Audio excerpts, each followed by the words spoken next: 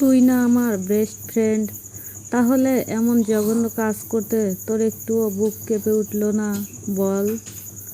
জানু, please রাগ করিস না। আমি জানতাম না তুই এতটা কষ্ট পাবি। মায়া চোখ তুলে তাকালো। সেই দৃষ্টিতে কষ্ট, অভিমান আর ভাঙা বিশ্বাস একসাথে জমে আছে। জানতিস না বললেই হলো। তোরা জানবি কিভাবে? বড়লোক মানুষ তোরা। তোদের কাছে টাকা মানেই সব।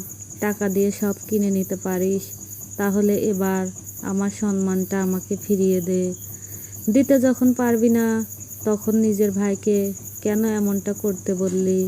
ফারিহা কেঁদে ফেলল।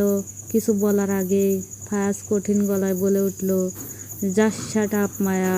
তোমাকে বলেছি আমার বোনের দিকে আঙ্গুল তুলবে না। মায়া আর একটা কথাও বলল না। হঠাৎই সে দৌড়ে সিঁড়ি বেয়ে ফারিহার রুমের দিকে চলে গেল। ফায়াজ আর ফারিহা দুজনেই তার পিছু নিল। রুমে ঢুকে মায়া মেঝেতে হাঁটু গেড়ে বসে পড়ল। তারপর বুক ভেঙে কান্না বেরিয়ে এলো। সে ঢুকরে ঢুকরে কাঁদতে লাগলো। তার মাথায় একটাই চিন্তা, ভোর হলে কিভাবে বাবা মায়ের সামনে দাঁড়াবে, কিভাবে তাদের চোখের দিকে তাকাবে। তাকে এভাবে কাঁদতে দেখে ফারিহার বুকও ফেটে যাচ্ছিল। সেও কাঁদতে কাঁদতে মায়ার সামনে হাঁটু গেড়ে বসে তার হাত আঁকড়ে ধরল। জানু, প্লিজ আমাকে মাফ করে দে। আমি সত্যি জানতাম না এমন বাজে কিছু হবে।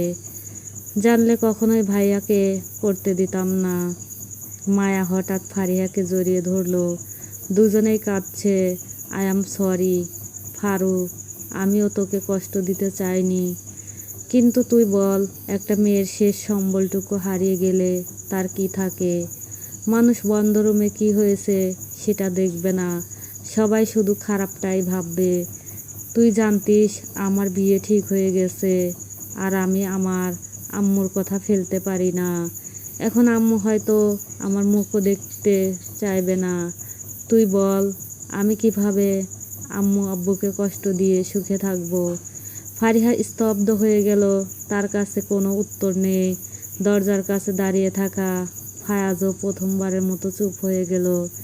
এতক্ষণ নিজের জেদের নেশায় যা করেছে, এখন সেই কাজের ভার যেন ধীরে ধীরে তার বুকেও নামতে শুরু করেছে। কিন্তু তারও তো এমন করা ছাড়া উপায় ছিল না। মায়া অনেকক্ষণ ধরে ফারিহার বুকে মুখ গুজে লেপ্টে রইল। কান্না থেমেছে, কিন্তু বুকের ভিতরের ঝড় থামেনি। সময় গড়িয়ে গভীর রাত নেমে এলো।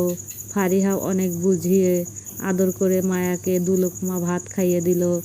সবাই একে একে চলে গেছে, তবু ফারিহা এখনও তার পাশেই বসে আছে। ঠিক তখনই দরজা ঠেলে রুমে ঢুকলো ফায়াজ। তার কণ্ঠস্বর শুনে মায়া আরও সংকুচিত হয়ে গেল। দুহাত দিয়ে শক্ত করে ফারিহার বাহু আঁকড়ে ধরল। ফায়াজ নিচু স্বরে বলল, বনু, অনেক রাত হয়েছে, এবার ঘুমিয়ে পড়। ফারিহা ফায়াজের দিকে তাকালো, উঠে দাঁড়াতে যাবে, ঠিক তখনই মায়া তাকে আরও শক্ত করে ধরে ফেলল। জানু, কি হয়েছে? মায়া কাপা গলায় বলে, প্লিজ ফারু, তুই আমাকে একা ফেলে যাস না। আমার কাছে থেকে যা, কিন্তু প্লিজ থেকে যা। আমি এই লোকটার সাথে একই রুমে থাকতে পারবো না। আচ্ছা, তোকে থাকতে হবে না, আমাকে তোর সাথে নিয়ে যা। পাশ থেকে ফায়াজ কঠিন গলা আওড়ায়, এটা বনুর রুম, বনু কোথাও যাবে না। মায়ার ঠোঁটে ক্ষীণ এক হাসি ফুটে উঠল, কিন্তু পরের মুহূর্তেই সে চমকে গেল। ফায়াজ হেঁটে এসে তাকে কোলে তুলে নিল। আচমকা এমন ঘটনায় মায়া ভয় পেয়ে গুটিয়ে গেল। হাত পা ছুঁড়েও নিজেকে ছাড়াতে পারল না। ফায়াজ নির্বিকার কণ্ঠে বলল, বিয়ে করেছি বউকে বনুর সাথে রাখার জন্য নয়। বনু আমার বউ, আমি নিয়ে গেলাম। তুই দরজা লক করে ঘুমিয়ে পড়। ছাড়ুন আমাকে। কিন্তু ফায়াজ ছাড়ল না, বরং শক্ত করে আঁকড়ে ধরল। ফারিহা হতভম্ব হয়ে তাকিয়ে রইল। ফায়াজ মায়াকে নিয়ে নিজের রুমে ঢুকলো। বিছানায় বসিয়ে আলমারি খুলে একটা নতুন জামা বের করে দিল। ফ্রেশ হয়ে আসো। মায়া একবারও তার দিকে তাকালো না। চুপচাপ জামাটা নিয়ে ওয়াশরুমে ঢুকে গেল। প্রায় 1 ঘন্টা পর ভেজা চুল নিয়ে বের হলো সে। ফায়াজ তখনও বিছানায় বসে আছে। তবুও মায়া তার সঙ্গে একটা কথাও বলল না। বিছানা থেকে একটা বালিশ টেনে নিয়ে মেঝেতে শুয়ে পড়ল। ফায়াজ অবাক হয়ে তাকিয়ে রইল, কিছু বলতে গিয়েও থেমে গেল। মেয়েটা ভীষণ অভিমান করেছে। কিছুক্ষণ পর মায়া ঘুমিয়ে পড়ল। ফায়াজ ধীরে ধীরে উঠে এলো, নিচে নেমে তাকে আলতো করে কোলে তুলে নিল, বিছানায় শুয়ে দিল।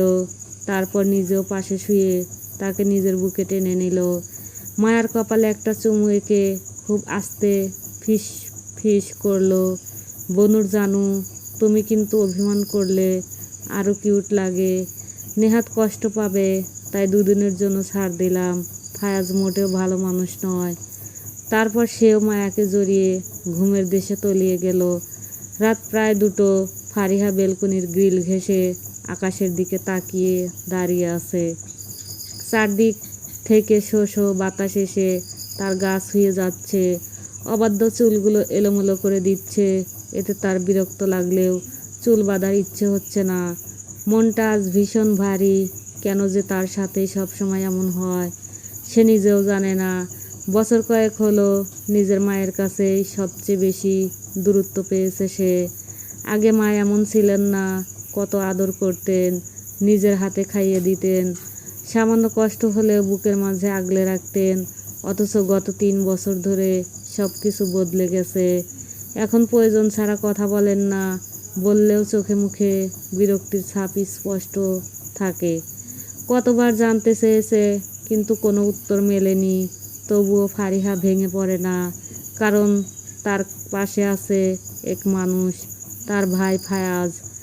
ভাইটা তাকে অসম্ভব ভালোবাসে। বোনের সামান্য কষ্টেও অস্থির হয়ে ওঠে, তার যত্নে কোনো ত্রুটি রাখে না। এই ভাইটার জন্যই কেউ তাকে উঁচু গলায় কথা বলার সাহস পায় না।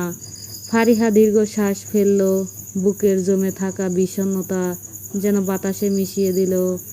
অন্ধকার আকাশের দিকে তাকিয়ে রইল। আজ নিজেকে দূরের চাঁদের মতো একা লাগছে। চারপাশে এত মানুষ, তবুও যেন কেউ নেই। হঠাৎ কারো ভারী নিঃশ্বাস এসে তার ঘাড়ে আছড়ে পড়ল। ফারিহা কেঁপে উঠল, ভয় মিশ্রিত বিস্ময়ে শরীর শক্ত হয়ে গেল। কিন্তু পরক্ষণে পরিচিত এক ঘ্রাণ তাকে থমকে দিল। এই ঘ্রাণ সে খুব ভালো করেই চেনে। আচমকা পিছন থেকে 2টি শক্ত বাহু তাকে জড়িয়ে ধরল। লোকটা মুখ ডুবিয়ে দিল তার ঘাড়ের কাছে। ফারিহার বুক ধকপক করতে লাগলো। ফারিহা হঠাৎ ছটফট করে উঠল, ঘাড় বাঁকিয়ে তাকাতেই দেখল অভ্র তাকে শক্ত হাতে জড়িয়ে ধরে আছে। সে তড়িঘড়ি করে নিজেকে ছাড়ানোর চেষ্টা করতে লাগলো, কিন্তু অভ্রর শক্ত বাঁধন থেকে বেরোতে পারল না। অভ্র তার কানের কাছে ঠোঁট ছুঁয়ে নিচু স্বরে ফিসফিস করে বলল, ছটফট করিস কেন? একটু ভালো করে ফিল নিতে দে। কথাটা শুনে ফারিহা এক ঝটকায় নিজেকে ছাড়িয়ে নিল। তারপর দ্রুত কয়েক কদম দূরে সরে গিয়ে অভ্রর থেকে দূরত্ব বজায় রেখে দাঁড়ালো। তার চোখে মুখে ঝড় বয়ে যাচ্ছে। রাগে গলা কাঁপিয়ে বলে উঠল, প্রবলেম কি তোমার? এভাবে জোর করছো কেন? অভ্র বিস্মিত চোখে তাকালো। ফড়িং, এমন রুড বিহেভিয়ার করছিস কেন? আমার ইচ্ছে হচ্ছে তাই করছি, তাতে তোমার কি? আর এত রাতে আমার রুমে কেন এসেছো? অভ্র কিছুটা আহত কণ্ঠে বলল, সারাদিন একটাও কথাও বলিসনি, এমনকি একটু কাছেও আসিসনি। আর এখন যখন আমি নিজে কাছে এলাম তখন এমন করছিস? ফারিহা তাচ্ছিল্যের হাসি হাসলো, তুমি তাই তো চাও তোমার থেকে যেন দূরে থাকি। এখন যখন দূরত্ব বজায় রেখে চলছি তাতেও সমস্যা। আসলে তুমি কি চাও? অভ্র এক মুহূর্ত দেরি না করে বলে ফেলল, তোকে চাই। ফারিহা মৃদু হেসে মাথা নেড়ে দিল। সে হাসির ভিতরে কষ্টের ছায়া স্পষ্ট। তারপর নিচু গলায় বলল, জানো অভ্র ভাই, আমার না মিথ্যে কথা একদম অপছন্দ। অথচ সবাই আমাকে শুধু মিথ্যেই বলে। তুমি বলেছিলে আমায় তুমি ভালোবাসো, অথচ এখন বুঝছি এমনটা নয়। অবশ্য আমি আর চাইও না তোমার ভালোবাসা। যেটা নিজের নয় সেটা ভিক্ষা চেয়ে নেব না। টেনশন নিও না। বড় আম্মু যখন তোমার জন্য পাত্রী দেখতেছে আমি কিছু বলবো না। হাসি মুখে তোমার আর নতুন ভাবির জন্য বাসর ঘর সাজাবো। অব্র হতভম্ব হয়ে তাকিয়ে রইল। ফড়িং, কি বলছিস এসব? ফারিহা এবার চোখ নামিয়ে শান্ত গলায় বলল, মিথ্যে বলছি কি? আচ্ছা এসব থাক, তুমি নিশ্চিন্তে রুমে গিয়ে ঘুমিয়ে পড়ো। আমি বুঝে গেছি কাউকে নিজের বলে ডাকলেই সে নিজের হয়ে যায় না। আপাতত আমি নিজের ফিউচার নিয়ে ভাবতে চাই। প্লিজ তুমি চলে যাও, আমি আর চাই না তোমাকে। এই বলে ফারিহা রুমের দিকে পা বাড়ালো, কিন্তু সে এক কদম এগোতেই অব্র তার হাত টেনে ধরল। তার কণ্ঠে এবার ভারী, ভাঙা আর কষ্টে ডুবন্ত। তার আগে বলে যা, কিভাবে বাঁচবো তোকে ছাড়া? ফারিহা ঘাড় কাত করে উত্তর দিল, বেঁচেই তো আছো, তাছাড়া আমি তোমার জীবনে না থাকলে আরও ভালো থাকবে তুমি। তখন আর ফারিহা নামে কেউ জ্বালা দেবে না। ভালোবাসি ভালোবাসি বলে পাগলও করবে না। তুমি এখন মুক্ত, পাখিদের মতো উড়ে বেড়াবে।